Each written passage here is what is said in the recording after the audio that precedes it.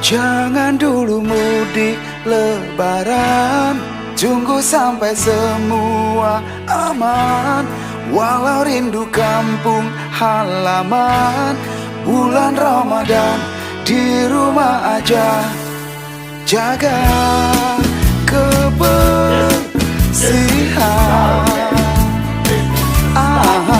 jauh.